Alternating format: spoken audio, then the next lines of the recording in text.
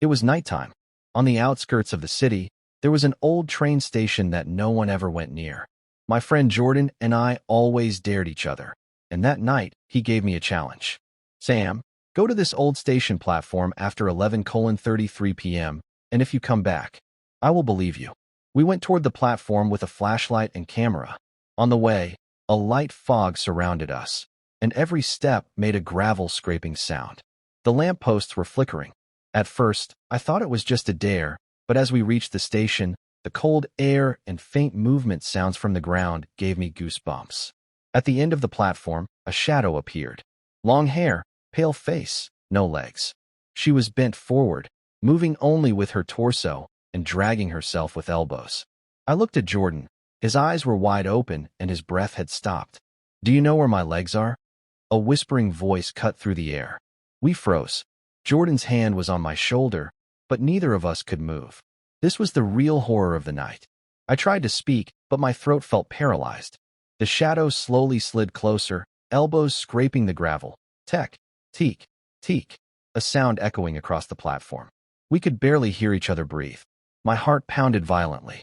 The fog thickened and swirled around our feet. Every step we took seemed amplified by a sinister rhythm. I realized this was not just a dare. It was something alive, waiting for us. It was impossible to stay standing with the shadow in front of us. I took a small step back and looked into her eyes. She did not look completely human, just a half-girl, missing her legs. Her torso slowly slid toward us, and the elbows made a teke, teek, teek sound across the platform.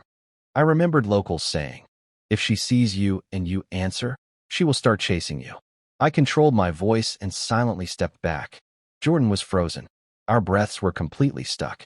Then the shadow disappeared, suddenly, with a gust of wind. A faint moving fog remained on the platform as if someone had pulled her back. We slowly left the platform, but at every step we still heard sounds, small, distant, like elbows scraping.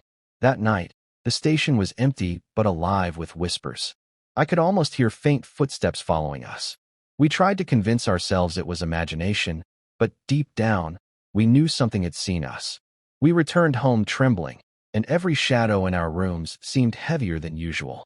Jordan barely spoke. The horror of seeing something so unnatural was etched into our minds. The next day, we researched the station and its history. Locals spoke in whispers about a girl named Kashima who had been struck by a train years ago, losing her legs in a gruesome accident. People said her body didn't fully die. Instead, her spirit was cursed, becoming an onryo, dragging herself with elbows and terrifying anyone who saw her. The legend says, if she sees you, she will quietly approach. If you look into her eyes and answer, she will cut you into pieces. She always spreads her pain and sorrow. We realized this was not just a dare, it was actual horror. Jordan and I understood the stakes. This ghost did not play games. It was patient, methodical, and relentless. That evening, as we discussed what had happened, every sound in our home seemed magnified. The floorboards creaked unnaturally. Shadows appeared in corners where no light reached. Even the air felt thick, as if alive. We decided to return to the platform the following night to gather proof, armed with a camera and flashlight. The fog was heavier, almost as if it were anticipating our arrival. As we approached, the atmosphere changed. The temperature dropped, our breaths became visible, and the faint smell of iron filled the air. The platform seemed like it existed in another dimension, twisted and warped by the legend itself. Then, the shadow appeared again. Closer, faster, its torso moving impossibly. The teke, teek, teek, echoed with a rhythm that matched our racing hearts. The next night, we returned to the platform with a camera and flash to capture evidence. The fog was thicker, swirling unnaturally around our feet. The lamps went completely dim, and an eerie silence hung over the tracks. The shadow appeared again, closer now, her torso moving faster than humanly possible, and the sound of elbows scraping the gravel became sharper. Teke, teek, teek, echoing across the platform. Jordan and I ran, hearts pounding. Each step felt like it echoed tenfold, making it impossible to tell how far she was behind us. The shadow's form flickered in and out of the fog, a terrifying silhouette that drew closer with every beat of our racing hearts. When we reached near the train tracks, she suddenly disappeared. But on the camera, a faint outline of her torso could still be seen, moving across the frame as if she had never left. We realized she wasn't just chasing us. She was marking her presence, letting us know she was always near, always waiting. Even the platform felt alive, as if the shadows themselves were breathing with her rage. Walking back to the edge of the city, we noticed faint scratches on the gravel, as if elbows had scraped the ground across the distance we ran. Every instinct screamed at us that this was only the beginning.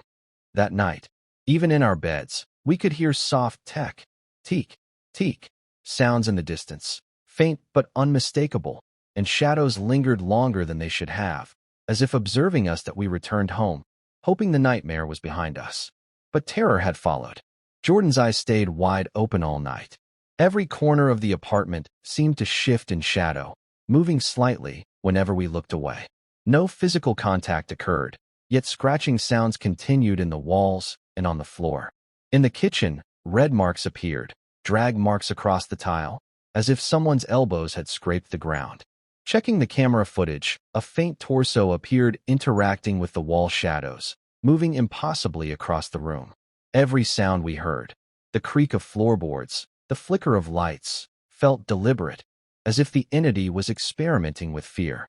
We tried reasoning it away, telling ourselves the fear of the previous night was creating illusions.